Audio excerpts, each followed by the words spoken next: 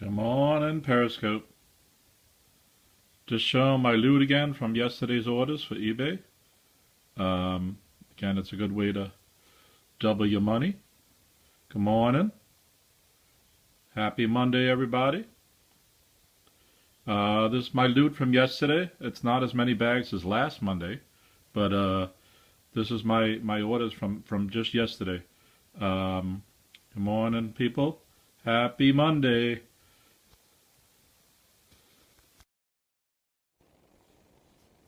Hope everybody's doing all right.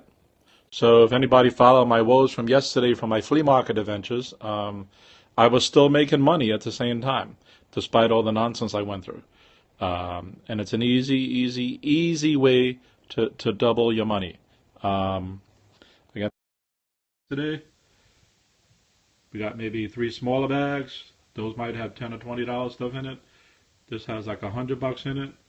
The one back there in the back has maybe 40, and this one, even though it's larger, has about 20. So I don't know what that totals up to be. Maybe 200.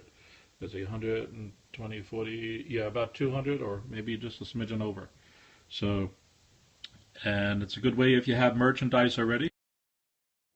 If you already have merchandise, why not double its use or triple its use? I was off eBay for a while, and I'm back on really since this new year. It's taken me a while to relist all my items and things like that. But if you're not on some entity like this, whether it's Craigslist or eBay or Amazon or other stuff, there's this wallet thing and other things. There's so many ways to double or triple your money with sometimes the same merch. I don't list everything that I don't list all my merch because some of it doesn't make sense.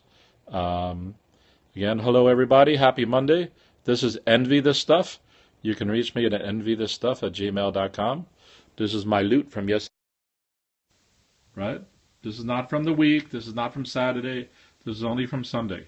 Yo, happy Monday. This is only from yesterday. So it's 1, 2, 3, 4, 5, 6. 6 is not really a large number of things to be selling. So it wasn't. Come on, Perry. This app needs to have really serious revisions. So it wasn't by mess per Sunday, but if I can pull in 200 extra on 6 packages or $500 in one package, what do I care? And it's better than having been wiped out at the flea market yesterday, if anybody followed my adventures, and then finding out that I had nothing else going on. And this isn't even a gamble. In the worst case, nobody purchases anything on your listing. But in the best case, you figure it out. You figure out what your pricing should be. And by the way, my flea market pricing on some of these items are not the same as my pricing on eBay and other places. No, I'm not trying to scam people or whatever, but sometimes there are market demands, and the reality with stuff like eBay and so on is shipping. Shipping can kill me. One of my main sellers at the flea market is $1 cables. I cannot sell a $1 cable on eBay. It's just literally impossible. The lowest first-class mail rate, because on eBay you have to do tracking, or you should do tracking, is something like, what is it now, $2.56? So I can't even send an empty bubble thing for less than $2.56. So if I add $1 cable to that, that's minimum $3.56. I got to add the eBay fee, the PayPal fee, the cost of the envelope. So $1 cable for me is like $8, and that's just the reality. And I think people realize that too. You're doing online shopping for convenience and other things like that, so it works out. Often, some of my competitors, obviously, I get my stuff from China. There's no other place to buy cables. Some of it I get directly from China, and some I've managed to find some distributors here in New York City for some of it as well.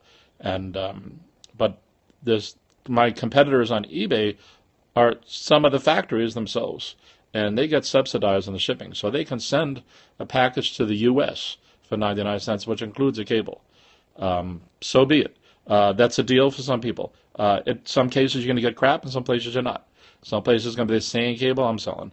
The difference is you may have to wait a month and a half for their cable, and it may never arrive.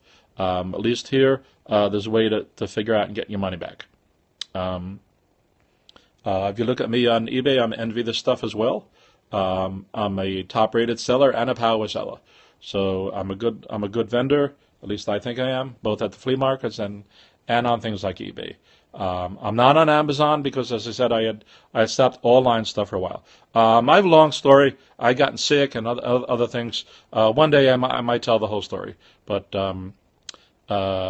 things happen in life, and so be it. So now I'm back in the swing of things. I will putting stuff on eBay, Amazon eventually too. And I'm even now looking at joining the group, the FBA and the private label and all those other things. Actually, I've been considering some of that for a while without realizing that Amazon even allowed stuff like that. So it's pretty cool stuff. Um, does anybody have any flea market or eBay questions? This was just a quick scope to my loot from yesterday to show you that there's ways to double and triple your money or even further. And certainly if you have merchandise already, there's no reason not to do it as long as you're doing quality control, getting good stuff, as long as you're getting quality control, and also managing your inventory. Sometimes I have another cable actually here. I also sell these sticker cables, and I often run out of them. The factories can't produce them fast enough. So what I'm probably going to do is order more at a time. Cables I get thousands at a time, and sometimes it's not enough. And I've had lots of success selling cables on eBay despite the competitiveness. And a key often is to find what can I do that's unique. For instance, I just mentioned that Chinese vendors are selling a 3-foot cable for $0.99. I can't compete with that. It's literally impossible. So what I have to do is value add in some other way. Maybe a 10-pack. Maybe I have better colors. Maybe I'm first to market. So at least I can get a few thousand cables out of a certain sign. But I don't just sell cables. I'm just trying to use this as an example. But what can I do that's different and unique? And at least let me sustain myself for a few months, or even if it's a month. But if I can get a leg up for 6 months at a time. So on that note, it's worth getting having a good relationship with your distributors and the factories, and giving them feedback, not being an arrogant person, doing it rationally. I have this is a theme through some of the things. It doesn't mean I never get mad. It doesn't mean I never yell, etc., etc. But you want to progress through things rapidly, and you want to even do it methodically. There's lots of vendors, especially the New York City ones, the distributors, that originally told me to get lost. And I persisted and was able to get excellent pricing that they wouldn't even give anybody else. And it's just about being friendly, visiting them often, obviously making purchases with them, so that they know you're serious, and asking them just about every time, what about that deal I asked you about? What about so-and-so? And then it goes from them saying no and get out of here, to them saying, oh, we'll see, to them saying maybe, and then eventually they say yes. And you have to bring up a track record. If you can order 1,000 cables from them once a month or something, they're saying that after every month you're buying 1,000, 1,000, 1,000. So I could get a cable starting maybe $1.50 and end up at 30 cents or something just by doing that. You can't do this buying 10 or 20 of them. You can't do it buying 50 or 100 of them. You have to buy thousands of some of this stuff. Same with earbuds and so on. I passed through thousands of earbuds through different brands, different generic ones, name brands, same stuff. There's also often items that are popular in China. We like to think that Chinese merchandise is garbage. It actually is not. I'm holding an iPhone. If people think an iPhone is garbage, despite you're an Apple boy or something, or whatever, even if you have a Samsung or something, it's all being made not here, and so they have ways to make good quality Chinese products and bad quality Chinese products, just like in the U.S., just like here. Okay, so it depends what you want to buy. Figure out your price points, test items, things like that. So there's lots of ways to do this. All right, I'm going to end here. I really just wanted to talk about my loot bag for today. Paris really this app really sucks. I don't have all the answers for everybody, but if I could, thank you, Susie. if I can answer anybody's questions. Again, you can email me at EnvyThisStuff.com. Sorry, that site no longer exists. I'm trying to get it back. You can email me at EnvyThisStuff@gmail.com. You can also look at my eBay store. Right? We're trying to learn from each other and try to see what we can get from each other. So happy Monday, everybody. I have one last thing to mention.